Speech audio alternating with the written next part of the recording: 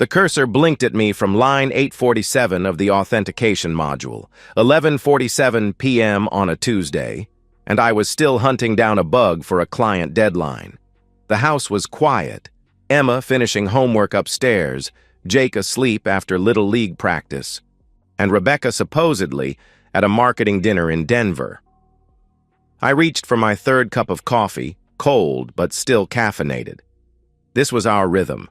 Rebecca traveling for work while I held down the fort, debugging code for clients who needed everything. Yesterday, 16 years of marriage had settled into shared calendars, quick kisses goodbye, and the subtle distance that had grown between us over recent months. Ping cloud storage sync complete. I frowned. I hadn't uploaded anything. Must be one of Rebecca's work presentations auto-syncing. She always forgot to turn off the automatic backup feature I'd set up years ago. I clicked the notification out of idle curiosity, expecting another PowerPoint about market strategies. Instead, my world imploded. The file was a video, 23 minutes and 17 seconds long. The thumbnail showed Rebecca's face, flushed and radiant in a way I hadn't seen in months. She was on a bed that wasn't ours, in a room I didn't recognize, with a man who definitely wasn't me. My finger hovered over the trackpad. Part of me wanted to close the laptop, pretend I'd never seen it. But the analytical part of my brain needed to understand what I was looking at. I clicked play. The first seconds were devastating. Rebecca straddling a dark-haired man, moving with enthusiasm she hadn't shown me in over a year. But the audio destroyed me. God, I've needed this, Rebecca panted breathlessly. David is so boring. Same routine every night. Dinner, TV, bed, no passion, no spontaneity. The man beneath her, older, expensive watch glinting, ran his hands down her back. What about financially? He asked with casual interest. You said, he's not exactly killing it. Rebecca laughed bitterly in response. Mediocre at best. We're comfortable, but that's it. I deserve better than settling for a middle management programmer who thinks Olive Garden is fine dining. My stomach lurched. This wasn't just infidelity. This was character assassination. My wife of 16 years was performing emotionally for another man's camera, because it was obviously being recorded intentionally. The angle was perfect, lighting good, Rebecca's performance deliberate. She kept glancing at the device, ensuring her words carried clearly. I skipped ahead. More passionate intimacy interspersed with casual cruelty. Rebecca complaining about our suburban house, mocking my weekend projects, describing our marriage as dead, while simultaneously planning our family vacation to Yellowstone. The worst part came near the end. The man asked about her kids. They're fine, Rebecca said dismissively, barely pausing her movements. Emma's busy with school, Jake's got sports, they barely notice when I'm gone. David handles all that domestic stuff. You don't feel guilty? The man pressed. Rebecca's laugh was sharp and cold. About what? Finally feeling alive again? Mark, I've been sleepwalking through my life for years. This, us, is the first real thing I've felt in forever. Mark. Now I had a name. I paused the video, staring at my wife's face, radiant with betrayal. The timestamp showed 3 hours ago. Rebecca had texted at 7:30 saying dinner was running. Long. At that moment, she'd been comparing me unfavorably to Mark while planning our vacation. My phone buzzed. Rebecca's photo filled the screen. Hey, honey, she said breathlessly when I answered. Sorry I'm calling so late. Dinner ran super long and Jennifer from corporate wanted to discuss Q3 projections. I stared at the paused video. Rebecca's face, flushed with satisfaction, hair tousled, eyes bright with joy, I couldn't remember seeing directed at me in months. How was the food? I managed to ask. Hotel restaurant stuff. Pretty boring, actually, my wife replied casually. Can't wait to get home to you and the kids. Boring. The same word she'd used to describe me minutes ago while writhing on top of Mark. Drive safe. I love you, I said automatically. Love you too, honey, Rebecca responded warmly. The call ended. I sat surrounded by family life, Emma's honor roll, certificate, Jake's baseball schedule, 16 years of shared memories. On my laptop screen, the frozen image of my wife glowing with betrayal. The cloud sync notification blinked.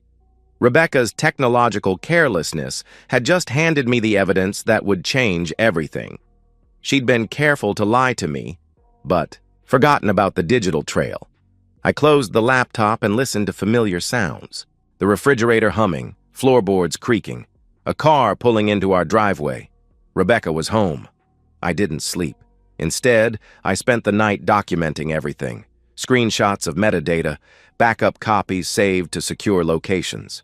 A timeline of Rebecca's recent work trips, cross-referenced with expense reports and credit card statements. By dawn, I had the foundation of a case. But first, I needed to understand exactly who I was married to.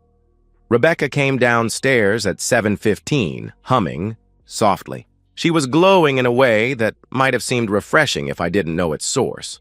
Her hair was perfectly styled, despite her supposedly late night, makeup flawless, step light, and confident.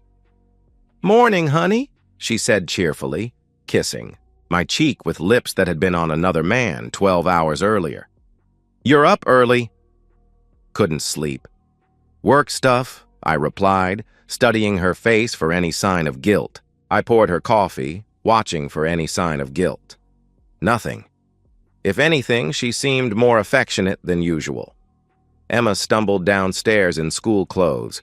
At 15, she was developing my analytical mind, and I could see her studying her. Mother's unusually cheerful demeanor. "You seem happy this morning, Mom," Emma observed with teenage directness. "Just a good meeting yesterday," Rebecca answered smoothly, ruffling Emma's hair. "Sometimes work energizes me. How's the chemistry project?" "Fine," Emma replied, her tone suggesting she wasn't buying the explanation entirely. After the kids left, Rebecca lingered over coffee with unusual attention. "David, I've been thinking about us lately," she said with careful deliberation. My blood went cold. "What about us? We've been in such a routine. Don't you think we need to shake things up? Add some excitement?" she asked, eyes brightening with what I now recognized as calculated enthusiasm. The audacity was breathtaking. She was planning to justify her affair as marriage enhancement. "What kind of excitement?" I asked cautiously. Rebecca's eyes brightened further. "I was talking to colleagues about how mature couples handle exploring, keeping the spark alive after so many years." I set down my coffee carefully. "What exactly are you trying to tell me?" She took a deep breath, clearly rehearsed. "I think we should consider opening up our marriage. Just physically, nothing emotional. A way to rediscover ourselves before reconnecting as a couple." She was suggesting I agree to let her continue her relationship with Mark with my blessing. "You want a hall pass?" I said flatly. "That's crude," Rebecca corrected with a slight frown. "I'm talking about mature adult exploration within our committed relationship." I opened my laptop and turned the screen toward her. The video was loaded, paused at a frame showing her face clearly. "Is this what you mean by mature exploration?" Color drained from Rebecca's face, but only momentarily. Then her expression hardened into something I'd never seen, cold, calculating, unashamed. "You've been spying on me," she accused. "Your phone!" "Auto-synced to our cloud storage," I replied evenly. "You handed me the evidence yourself." She glanced at the screen, then back at me. No tears, no apologies. Just irritation at being caught. "How long have you known?" she asked. "Since last night." Rebecca nodded, processing tactical implications.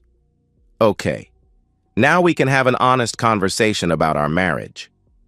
"What marriage?" I asked incredulously. "You spent last night having intimacy with another man while telling him how boring and financially mediocre I am." "The marriage that's been dead for months, David," she replied, her voice taking on the persuasive tone she used with difficult clients. where we go through motions for the kids while slowly dying inside. I'm not ashamed of needing more than this suburban prison. Mark makes me feel alive in ways you haven't in years. Mark Lavalier, VP of Sales at your company. Married with 2 kids, I stated. She waved dismissively. That's complicated. We both understand what this is. Physical release, emotional connection, but nothing that threatens our primary relationships. Except you spent 20 minutes trash-talking. Your primary relationship while you fucked him, I pointed out. I was venting frustration, Rebecca said with practiced justification. Don't you complain about me sometimes? The false equivalency was staggering. Not while having intimacy with other women. This is exactly what I mean about you not understanding mature relationships, she continued with growing confidence. Other couples navigate this all the time. How long? I demanded. We've been seeing each other 4 months, she admitted. But the emotional distance started way before that. We've been roommates for over a year. 4 months. Rebecca's increased travel, new workout routine, working late weekend conferences. Were there others? I asked.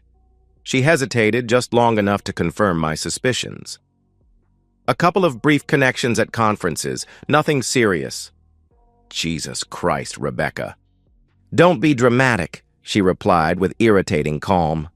I explored physical connections while maintaining our family structure. Our kids are happy, bills are paid, social life intact. What's the problem? I stared at this stranger wearing Rebecca's face. This wasn't someone who'd made a mistake. This was someone who'd methodically planned deception while building justifications. The problem is that you're a liar and cheat who's been living a double life while I've been home raising our children. Our children are fine, Rebecca countered defensively. And my career supports this family as much as yours. Your career, that includes fucking your boss. VP of Sales isn't my boss. He's a peer, she corrected. She stood, smoothing her skirt with practiced composure. Look, I know this is shocking, but we can work through this if you're willing to be adult about it. Opening up actually strengthens primary bonds. By opening up, you mean I pretend I'm okay with you continuing to sleep with Mark, I summarized. Among other things, yes. She confirmed with breathtaking magnanimity. And you'd be free to explore, too. The magnanimity was breathtaking. I want you to move to the guest room while we figure this out, I said firmly. David, she began. No, I interrupted. You want to explore other relationships? Start by exploring what it's like not sleeping in my bed. Rebecca's mask slipped, showing genuine surprise that I wasn't accepting her terms. You're being unreasonable. I'm being an adult, I replied steadily, which apparently means something different to me. She gathered her purse with sharp, irritated movements. I'm going to work. When I get home, I hope you've thought about this rationally. Our marriage doesn't have to end, David, but it does have to evolve. After she left, I sat alone in our kitchen, surrounded by breakfast remnants. The house felt contaminated by knowledge of what she'd been doing while I debugged code and helped with homework. I opened my laptop and continued building my case. If Rebecca wanted evolution, I'd give it to her. Just not the kind she expected. 2 weeks of careful performance followed. I played the considering husband, meeting Rebecca's attempts at honest communication, with measured responses suggesting I might accept her arrangement. She interpreted my lack of explosive anger as progress. Meanwhile, I was building a case that would withstand any divorce attorney in Illinois. Sandra came recommended by my brother Mike, former Chicago PD detective, 15 years in private investigation specializing in matrimonial cases. Professional, discreet, expensive enough to ensure quality. Your wife's not very good at this, Sandra said during our third meeting, sliding a folder across the Starbucks table. Either incredibly arrogant or genuinely doesn't understand how easy she is to track. The folder contained a timeline that turned my stomach. Rebecca hadn't just been seeing Mark. She'd systematically worked through her company's executive ranks for over a year. Hotel receipts that didn't match claimed accommodations, expense reports for dinners with non-existent clients, conference registrations for events she'd never attended. Mark Lavalier is actually the third concurrent relationship, Sandra continued, matter-of-factly. There's James Morrison from Portland. She sees him during West Coast trips. And David Reese from European Division met during that London conference in February. I remembered London. Rebecca had been gone 6 days, supposedly meeting international clients. She'd returned energized and affectionate, bringing gifts and talking enthusiastically about expanding her professional network. She has a type, Sandra observed clinically. Married executives with strong financial profiles. Very strategic target selection. The evidence was overwhelming. Screenshots from Rebecca's company phone retrieved through Sandra's IT contact. Photos of Rebecca entering hotels with various men during claimed business trips. Financial records, showing personal expenses charged to company cards and reimbursed through fabricated client entertainment.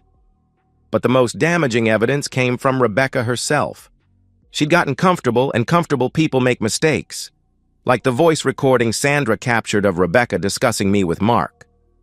David's basically a live-in babysitter at this point.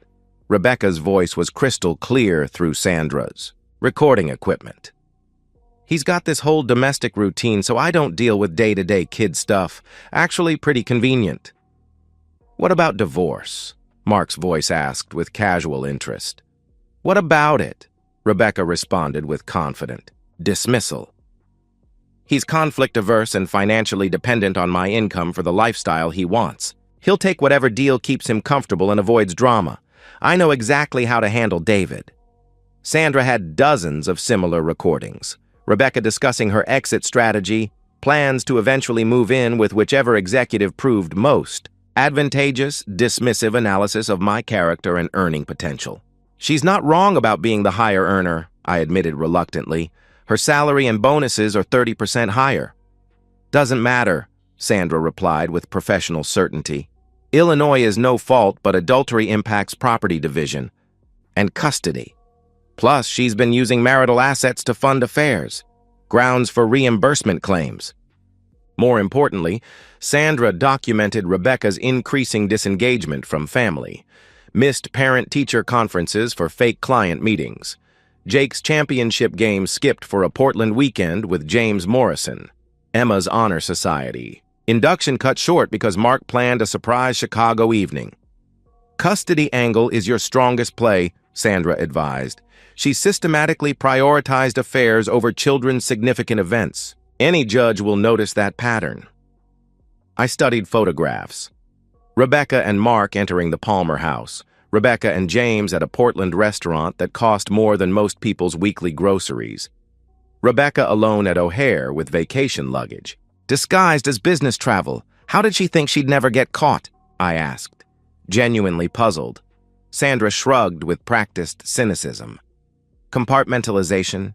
She's convinced her professional persona is separate from family life, and she's smart enough to manage both. Classic narcissistic thinking. The hardest part was watching Emma and Jake navigate their mother's increasing absence.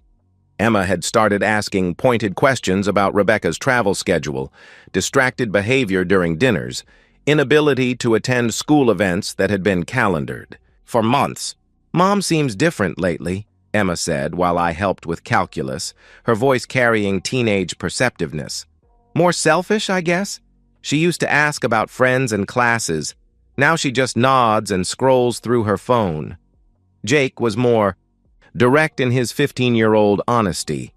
Why doesn't Mom want to hang out with us anymore? These conversations broke my heart, but strengthened my resolve. Rebecca wasn't just betraying me. She was abandoning her children for executive love affairs. Mike reviewed Sandra's evidence package with the cold eye of a family attorney. This is nuclear-grade material, David, he said with professional appreciation. Everything you need for primary custody, significant property advantages, and potential criminal charges for company credit card fraud. Criminal charges? I asked. Surprised. Using corporate funds for personal affairs, then filing false expense reports? Mike explained matter-of-factly. Textbook embezzlement. Her general counsel will recommend termination and prosecution to avoid liability. I thought about Rebecca's confidence in handling me, her assumption I was too passive to fight back. I want to give her one more week, I decided. Let her get comfortable enough to make one final mistake. You sure? Mike asked with lawyerly caution. Every day risks her getting suspicious. She won't, I replied with certainty. She's convinced she's outsmarted me. Rebecca's going to Chicago this weekend for what she claims is client presentation. Actually, it's a romantic getaway with Mark at the Peninsula. I've seen reservations. Mike leaned back with understanding appreciation. You want to catch her in the biggest lie yet. Then end this marriage in a way that protects my kids and ensures she faces consequences for every choice, I confirmed. Sandra smiled grimly with professional satisfaction.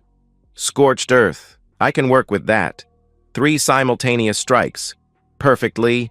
Time to maximize impact and minimize Rebecca's damage control. She'd spent months maneuvering for advantage in a war she didn't know she was fighting. Time to show her what actual strategy looked like. Friday afternoon, Rebecca kissed me goodbye with lips that would be on another man within hours. She'd packed her small-wheeled suitcase, the one for romantic getaways, not the larger bag for actual business conferences, and was practically glowing with anticipation. Client presentation should go well, she said with practiced ease, checking her phone for the 10th time in 5 minutes. Might run late Sunday depending on follow-up meetings. Drive safely, I replied evenly. Tell the Hartwell Group I said hello. The Hartwell Group was fictional. Rebecca had created elaborate cover stories about courting major new clients, complete with fake presentation materials left strategically visible. She had no idea I'd verified no such company existed. After her car pulled away, I began executing the most precisely timed operation of my life. Phase 1 started at 4:47 p.m. with Mike's downtown law office. The divorce petition was comprehensive. 43 pages of evidence, financial analysis, and custody arguments Sandra and Mike had crafted into an unassailable legal weapon. Filing Friday afternoon means she won't be served until Monday, Mike explained. Gives you the weekend to execute other phases without her knowing what's coming. Perfect, I confirmed. Phase 2 required delicate timing. I'd spent 2 weeks crafting the perfect LinkedIn message to Jennifer Lavalier, professional, concerned, just specific enough to confirm suspicions she clearly already had. Her response came within an hour. David, thank you for reaching out. I've suspected something for months. Mark's been working late constantly, taking weekend business trips that don't show up on his company calendar, becoming increasingly distant and secretive. If you have evidence confirming what I think is happening, I need to see it. My children deserve better than this. I sent her a curated package, enough proof to confirm her marriage was over, but not so much she'd think I was vindictive. Jennifer Lavalier was about to have the worst weekend of her life, but she'd have evidence to protect her children and financial interests. Phase 3 was most satisfying. Rebecca's company had strict policies against personal relationships between employees, especially involving expense account fraud and travel privilege abuse. HR Director Margaret Torres was no nonsense, experienced with similar situations. Mr. Warner, I appreciate you bringing this to our attention, she said during our Friday evening call with professional gravity. We'll need full investigation, but if these allegations prove accurate, Ms. Warner will face immediate disciplinary action. I understand, I replied respectfully. I thought the company should know before this becomes legal. It's going to become legal regardless, Margaret stated with corporate certainty. Using corporate funds for personal affairs and filing fraudulent expense reports? Textbook embezzlement. We'll have no choice but recommend prosecution. By Sunday evening, all pieces were positioned. Rebecca would return from her romantic weekend to find her professional life imploding, her lover's marriage destroyed, and divorce papers waiting. But first, I had one final performance. I'd invited both sets of parents for dinner under the pretense of working on our marriage issues. Rebecca's parents had never particularly liked me. I wasn't ambitious enough for their daughter. My parents had grown uncomfortable with Rebecca's behavior, but been too polite to comment. Emma and Jake were present when Rebecca walked in at 6:30, still glowing from her weekend with Mark. She was surprised to see everyone gathered but recovered quickly. "What's all this?" she asked with curious confusion, setting down her suitcase. "Family meeting," I announced calmly. "We need to discuss some things." Rebecca's parents looked confused but pleased. They'd been pushing marriage counseling. My parents looked concerned but supportive. Emma watched with sharp teenage attention, sensing drama. Jake was just happy everyone was together. "Before we start," I said with deliberate formality, opening my laptop, "I want everyone to understand exactly what we're dealing with." I'd prepared a presentation Rebecca would have admired. Clean graphics, bullet points, supporting documentation. Logical, evidence-based argument appealing to analytical minds. "Rebecca, 3 weeks ago you told me our marriage was dead and you'd been exploring relationships with other men to feel alive again," I began. "You suggested we open our marriage to accommodate your affairs." Rebecca's face went white. This wasn't how she'd planned to control the narrative. "David, what are you—" she began desperately. "Let me finish," I interrupted firmly. I clicked to the next slide, showing Rebecca's travel timeline cross-referenced with hotel receipts and expense reports. This records Rebecca's travel over the past year. Red indicates actual business trips. Blue indicates trips meeting married men for romantic weekends. Dead silence. Emma stared at her mother with dawning comprehension and disgust. Jake looked confused but sensed tension. Both sets of parents were processing implications.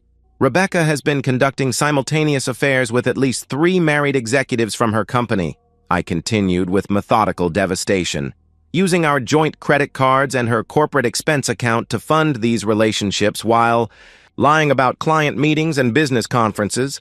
I clicked through slides showing Sandra's photos, message screenshots, and audio transcripts of Rebecca discussing our family in degrading terms while planning her exit strategy. Rebecca tried, interrupting with desperate explanations, but evidence was overwhelming. Her explanations, photos taken out of context, messages misunderstood, crumbled against documentation weight. The breaking point came when I played audio of Rebecca describing our children as minor inconveniences and me as a live-in babysitter. She could manipulate. Emma stood abruptly, chair scraping hardwood. "Mom, how could you say that about us? About Dad?" she demanded with teenage fury.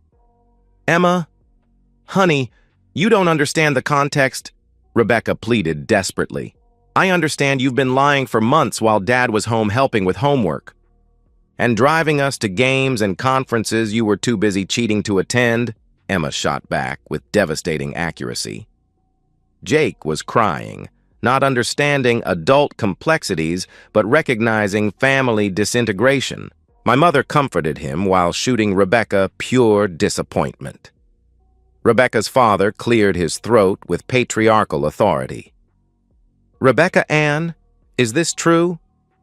"Dad, it's complicated," Rebecca responded with weakening justification. "Adult relationships aren't black and white? Did you or did you not have affairs with married men while lying to your husband and children?" he demanded with simple moral clarity. Simple, direct question hung in air. Rebecca's sophisticated justifications about mature relationships suddenly seemed pathetic against her father's moral clarity. "Yes," she admitted with crumbling defiance. "But David is making it sound worse." "How could it be worse?" my father asked quietly with profound disappointment. "You betrayed your family and abandoned your children for men who were also betraying their families." Rebecca's mother cried silently, dreams of her daughter's perfect marriage crumbling. My parents just looked sad. They'd suspected something but hadn't imagined deception scope. Emma delivered the killing blow with teenage directness. "Mom, I can't believe you threw away our family for random guys who were probably lying to you as much as you lied to us." "They weren't random," Rebecca protested weakly. "Yes, they were," Emma interrupted with brutal honesty. "You think Mark or James actually cared? They were using you for intimacy while staying married to their real families, and you were stupid enough to think that made you special." Rebecca exploded with maternal authority. "Don't talk to me like that. I'm your mother." "Then act like it," Emma shouted back with accumulated fury. "A mother doesn't abandon kids for affairs. A mother doesn't miss her son's championship for her boss. A mother doesn't call her husband a boring babysitter while he's raising her children." Profanity from my normally well-behaved 15-year-old shocked everyone into silence. Emma was crying now, years of anger pouring out. "Emma's right," Jake said quietly, voice thick with tears and simple childhood honesty.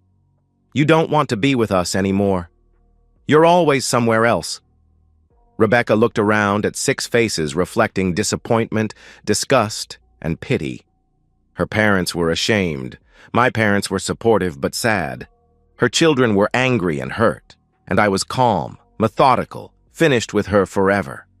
"This is ridiculous," she said finally with desperate denial. "David's turned you all against me with his presentation. You don't understand the full situation." "Then explain it," I said with deadly calm.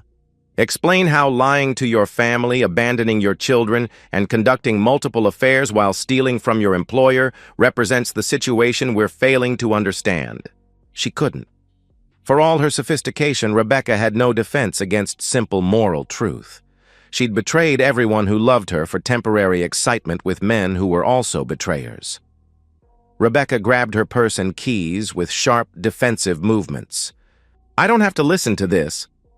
"No, you don't," I agreed with cold finality. "But you'll listen to your attorney Monday when divorce papers are served. And you'll listen to HR about the investigation into your expense fraud. And you'll listen to Jennifer Lavalier's lawyer when she subpoenas you for her divorce proceedings." Rebecca stopped in the doorway with sudden alarm. "What? Did you think I'd discovered your affairs and done nothing?" I asked with quiet devastation. "I've spent 3 weeks building a comprehensive case with investigators and attorneys. Your professional life, relationships, and marriage are ending simultaneously, tomorrow morning." For the first time, Rebecca looked genuinely frightened. Her confidence in controlling the situation, managing reactions, emerging with minimal consequences, all crumbled as she realized she'd been outmaneuvered by the boring, passive husband she'd thoroughly underestimated. "David, we can work this out," she pleaded with growing desperation. "We don't have to destroy everything." "You already destroyed everything," I replied with finality. "I'm just cleaning up the mess." She left without another word, driving into darkness that had become her final judgment. Through the window, I watched her car disappear, taking 16 years of marriage and any illusions about the woman I'd loved. Emma hugged me fiercely. "Dad, I'm sorry she did this to you, to all of us," she said with fierce protectiveness. "I'm sorry too, sweetheart," I replied, holding her tight. "But we're going to be okay." Jake joined the hug. For a moment we stood there, father and children, damaged but not broken, ready to face whatever came next together. Rebecca's phone started buzzing before she'd made it home. Mark's wife had found the evidence. The reckoning had begun. The collapse came faster than I'd anticipated. Rebecca's double life imploded with controlled demolition efficiency, each failure triggering the next in a cascade she couldn't control. Monday brought divorce papers, served at Rebecca's office by a process server who found her in emergency HR meetings. Margaret Torres later told me Rebecca tried maintaining professional composure while being handed documents detailing her affairs and financial misconduct in clinical legal language. Tuesday, Mark Lavalier cleaned out his office. Jennifer's attorney had moved quickly, filing for emergency custody and asset protection based on my evidence. Mark's company, facing potential liability for executive misconduct, terminated him immediately to distance themselves from scandal. Rebecca's demotion came Thursday. Her new title, Junior Marketing Associate, carried 40% pay cuts and eliminated travel privileges.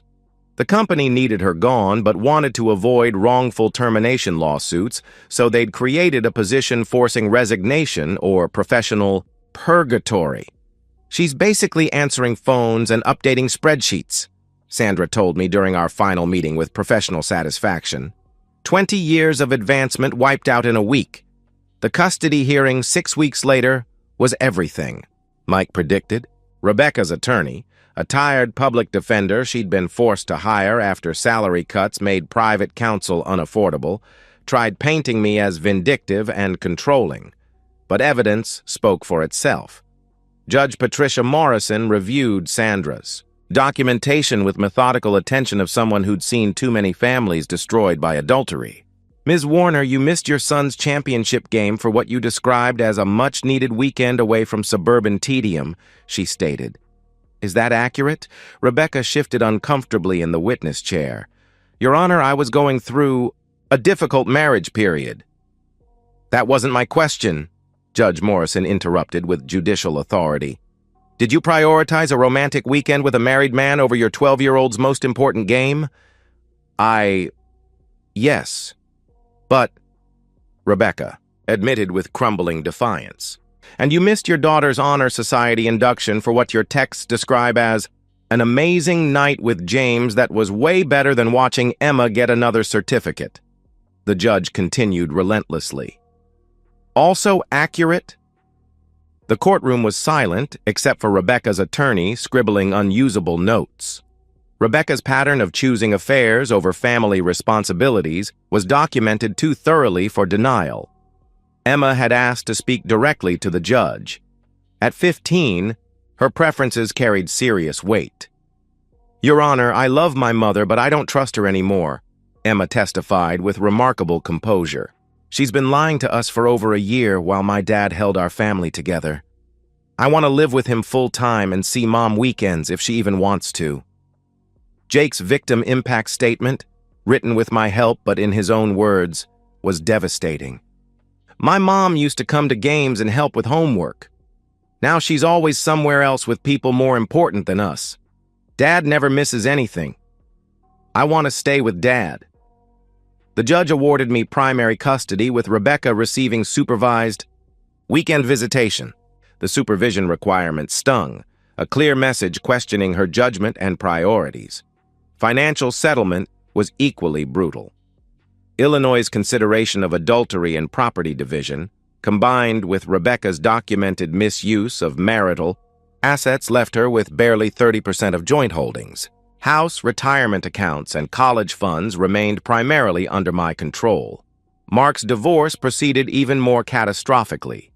Jennifer's attorney, armed with my evidence package, documented every hotel room, romantic dinner, and lie about working late. His settlement included primary custody of twin daughters, 70% of assets, and alimony until his youngest graduated college. Mark broke all contact with Rebecca the day his wife filed, Sandra informed me with investigative thoroughness.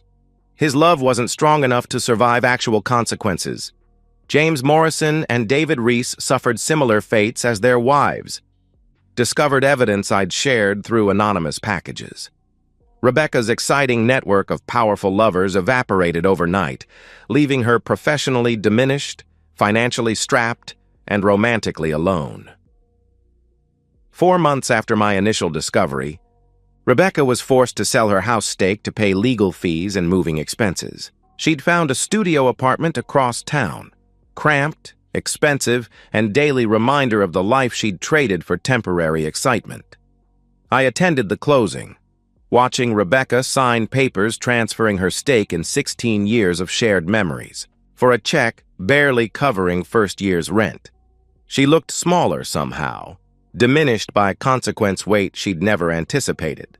"David," she said afterward in the parking lot with genuine vulnerability, "I know you don't want to hear this, but I am sorry.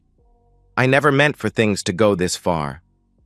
I studied her face, looking for the woman I'd married, She was still there, buried beneath poor choices and delusional justifications, but she was a stranger now. "You're right. I don't want to hear it," I replied with measured finality. "Not because I'm angry, but because it doesn't matter. You made choices, Rebecca. Every single day for over a year, you chose excitement over family, lies over truth, temporary pleasure over permanent relationships. I'm just ensuring you live with consequences." "The kids barely talk to me anymore," she said with growing despair. "That's not my fault, that's yours," I stated with unwavering clarity. "You taught them mothers abandon children for affairs. You taught them wives lie while mocking husbands to lovers. If you want relationships with Emma and Jake, rebuild their trust one honest conversation at a time." Rebecca's eyes filled with tears, first genuine emotion I'd seen since this began. "I messed up everything good in my life for men who didn't even care about me," she admitted with devastating self-awareness. "Yes, you did," I confirmed, without softening the blow. She nodded slowly, finally understanding her sophisticated justifications about mature relationships had been self-serving delusions. She'd destroyed her marriage, abandoned her children, and ruined her career for men who'd discarded her when loving her became inconvenient. "I hope someday you can forgive me," she said with quiet pleading. "I already have, Rebecca," I replied with surprising gentleness. "Not for your sake, but for mine and the kids. Holding anger would just give you power over our future. And you've had enough power over our lives." I drove home to the house that was now truly mine, where Emma was helping Jake with algebra at the kitchen table where Rebecca had once tried justifying affairs as marriage enhancement. The domestic routine Rebecca had mocked as boring had become our foundation for rebuilding. 6 months after the discovery that changed everything, I sat in the same office where my marriage imploded, watching Emma work on college application essays. She was writing about overcoming adversity, her words carrying wisdom of someone who'd learned early that character matters more than excitement. "I learned that integrity isn't about being perfect," she typed with thoughtful concentration. "It's about being honest, especially when honesty is difficult. My father showed me that real strength isn't about winning. It's about protecting people you love and holding accountable people who hurt them." Jake had thrived in our new stability. His grades improved dramatically once underlying tension disappeared, and his confidence grew knowing his father would always be present for important things. He still saw Rebecca every other weekend, but their relationship remained strained. She'd moved to a larger apartment and was making efforts to rebuild connections, but trust, once broken so completely, was slow to heal. My own life had found unexpected rhythm. Work was going well. The promotion Rebecca had mocked as middle management had led to senior architect position with substantial salary increases. I'd been on a few dates, but wasn't rushing into anything serious. Experience with Rebecca taught me the crucial importance of truly knowing someone's character before major commitments. That evening, I opened my laptop to delete the cloud storage folder containing all evidence from Rebecca's affairs. The video that started everything, Sandra's photographs, deception timeline, audio recordings, all could finally be permanently erased. Some things, I thought, hovering over delete, are better left buried once justice is served. The irony wasn't lost, that the same technology revealing Rebecca's betrayal now allowed me to let it go completely. Her careless digital security had been her downfall, but my methodical documentation had been our salvation. I clicked delete and watched 3 months of evidence vanish forever. Rebecca's betrayal would always be part of our family history, but no longer needed to be part of our future. My phone buzzed with Emma's text. "Thanks for always being the parent who stayed." I smiled and returned to evening cleanup that Rebecca had once mocked as suburban tedium. Dishes needed washing, tomorrow's coffee needed setting up, Jake's uniform needed checking for grass stains, boring, domestic, predictable tasks that meant my children could count on me to be present, honest, and reliable. Rebecca had taught them, through negative example, that excitement without character is worthless, that promises matter more than passion, and that the parent who shows up consistently is worth more than the parent who shows up spectacularly but sporadically. And that's the end of today's story. If you enjoyed it, please give this video a thumbs up and drop a comment below. Your support helps the algorithm push my content further. If you're new to the channel, don't forget to hit that subscribe button. It really helps me keep creating more stories for you. Thanks for watching, and I'll see you in the next one.